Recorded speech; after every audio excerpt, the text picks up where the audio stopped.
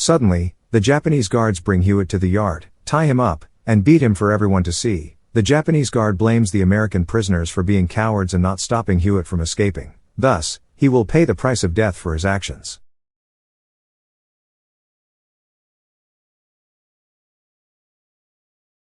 The movie begins in 1944 at the Palawan POW or prisoners of war camp, where the Japanese military secret police or the Kempeitai are dragging the American soldiers into air raid shelters.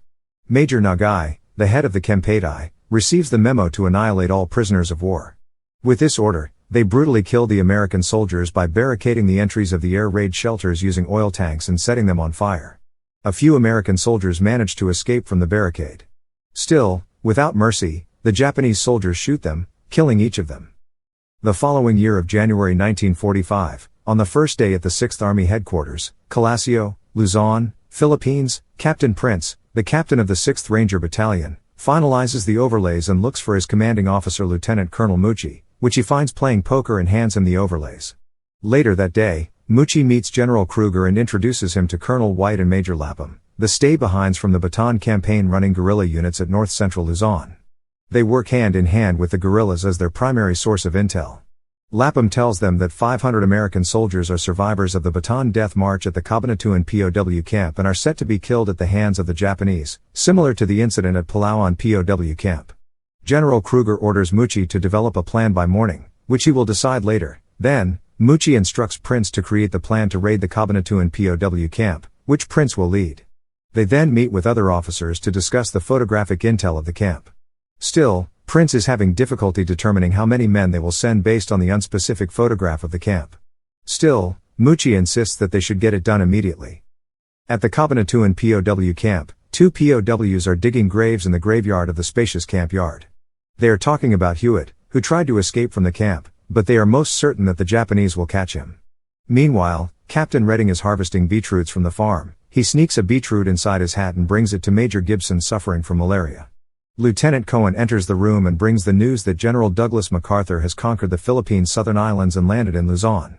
Still, Gibson doubts that General MacArthur will soon rescue them since they do not know how close he is to them. Suddenly, the Japanese guards bring Hewitt to the yard, tie him up, and beat him for everyone to see. The Japanese guard blames the American prisoners for being cowards and not stopping Hewitt from escaping. Thus, he will pay the price of death for his actions. Later that day, the Japanese soldiers and some American prisoners go to the market of Cabanatuan City to refill their food supplies. Gibson bribes one of the Japanese guards to buy their own food. He goes to the Filipino fruit vendor Mina to trade cash for medicines and more money. Mina tells Gibson that her family was questioned by the Japanese as they worked underground with the American soldiers. Gibson then asks about Margaret and insists that they stop taking risks for them. Mina responds that Margaret will not listen, and she gives him quinine hidden inside the bag of peanuts, and Gibson then leaves. As Cohen reaches the cart, he asks Redding about Margaret, whom Gibson is concerned about.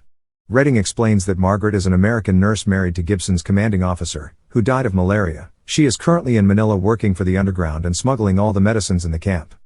In Manila, Margaret meets with Filipino dealers who sell medicines for the underground.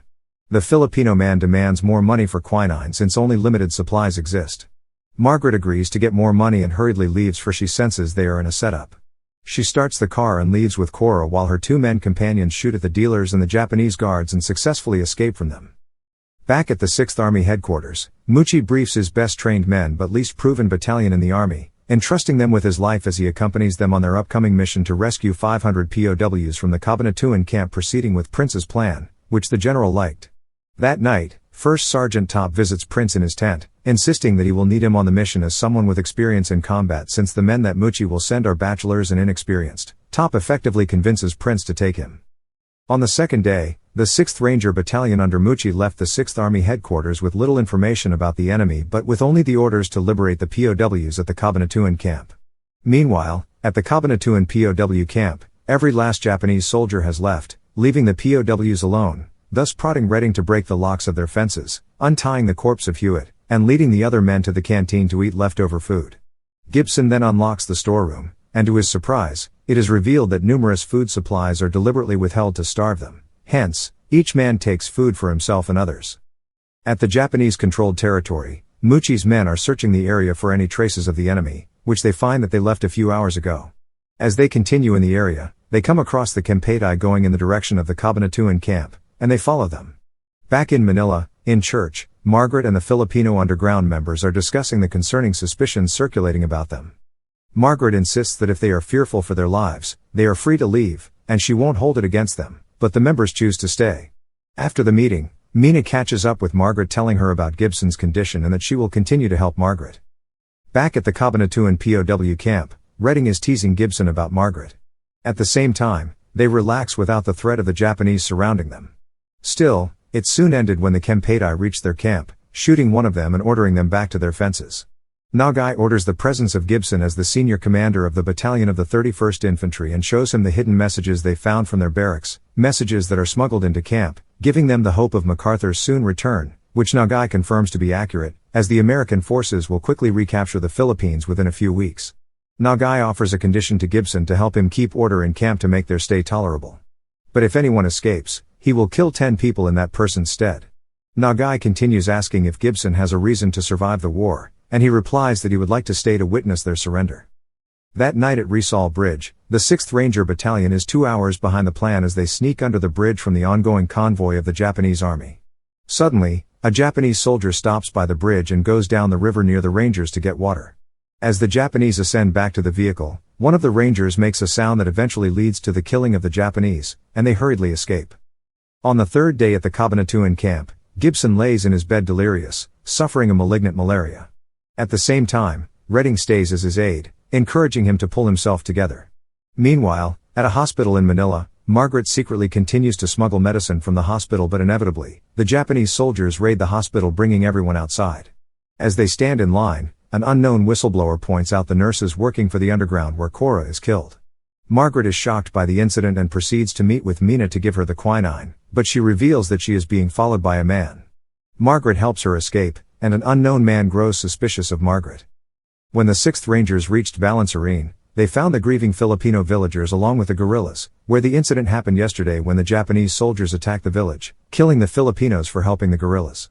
The Alamo scouts also meet with them at Balansarin and explain the Cabanatuan camp's quarters. But Prince doubts that their intel is enough to determine the success of their plan.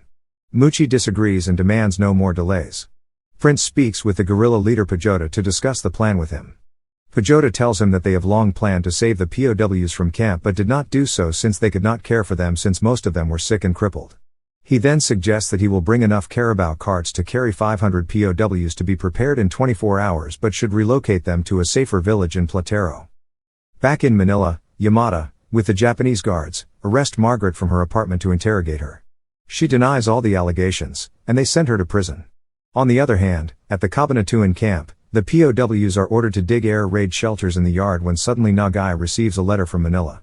Upon receiving the letter, the Japanese guards harshly escort Gibson to Nagai's office. He negotiates with Gibson to convince Margaret, the leader of the underground movement, to confess who her accomplices are and, in turn, will guarantee their safety, but Gibson declines the offer. Yamada enters the prison from where Margaret is and orders her release after being cruelly tied to a bamboo shoot. She walks past the dead bodies of Mina and the other underground members. Margaret goes to church feeling guilty about the death of Mina, but her father comforts her and tells her to trust in something stronger than herself. Suddenly the Japanese guards raid the church, and the priest helps Margaret to escape. Later at night at the Platero, the villagers welcome the Rangers with the guerrillas for a feast. Pajota speaks with Muchi insisting that the guerrillas help with the mission since it is their war too, but Muchi declines and states that they help only with the screening of the flanks, and he then leaves. At the camp, Nagai receives the oil tanks and sends the message to Tokyo, awaiting the signal to kill the prisoners. Margaret, along with some ordinary Filipino people, waits on a vehicle to transport them to a different place where they will have to pay to get in. She pays for the mother and child using her watch, and they get in the vehicle. On the fourth day, Redding escapes from camp but is caught by the Japanese in the morning. Nagai announces that with the disobedience of 10 other men will pay. He then randomly chooses from the POWs and publicly kills them all. At Muchi's battalion, the Alamo scouts report that the Japanese have resupplied the camp with fuel and troops, adding more numbers. Muchi, Prince, Pajota, and Lieutenant Riley's platoon scout under the Cebu Bridge to count on the number of Japanese reinforcements, estimating 1,000 of them. Prince encourages Muchi to take on faith and hear Pajota's suggestion. Muchi meets with him, and Pajota discusses his plan to damage the bridge to stop the Japanese vehicles and trap them in a crossfire. Meanwhile, Gibson is losing faith in the camp, and his men are scared after what happened to Redding. He requests for Cohen to write a letter for him to Margaret, but he doesn't know how to begin. Thus, Cohen guides him, and they continue with the letter. On the other hand, Prince briefs the plan to their men along with the combined forces of the guerrillas. They will need all their men to the camp and the routes in the direction of the camp block to seal the camp for their surprise attack. Mucci, Riley, and Pajota each station their men as planned, preparing for battle. The guerrillas plant the explosives on the road to Cabanatuan. Mucci's men crawl toward the camp while Pajota's men plant explosives on the Cebu Bridge. On the way to the camp on Prince's lead, an American plane flies over to distract the Japanese guards so Prince's platoon can crawl faster near the camp without being noticed. Nagai sees the plane and orders his guards to stay in their positions and tighten their security. At nightfall, when they have all stations secured in place, everyone waits for Riley's shot to signal the start of the attack, wherein they are delayed for 10 minutes but luckily get the accurate shot at the guard tower, blowing up the fuels and the vehicles at camp, gaining the massive attention from the troops at the Cebu Bridge where Pajota signals the attack as well. On Prince's instructions, the Rangers successfully break into the camp, surprising the Japanese with their attack and overpowering them. With the smooth execution of the plan, the Rangers reach the barracks of the POWs, first assisting those who couldn't walk to the main gate where the carabao carts are waiting for them. The battle at Cebu Bridge also started by blowing up the bridge and the tank of the Japanese army. Meanwhile, Prince follows Cohen to a barrack at the camp where more sick POWs lie in bed.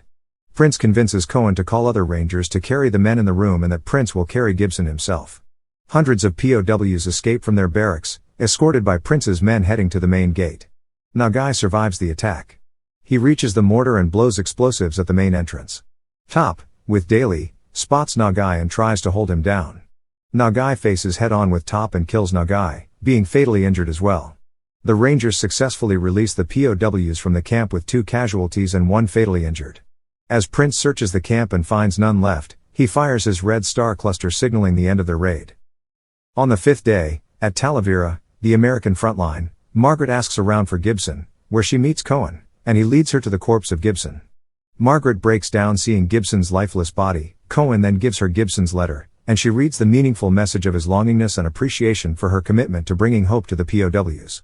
Mucci, with the general, congratulates Prince's accomplishment on leading the Rangers, praising him greatly.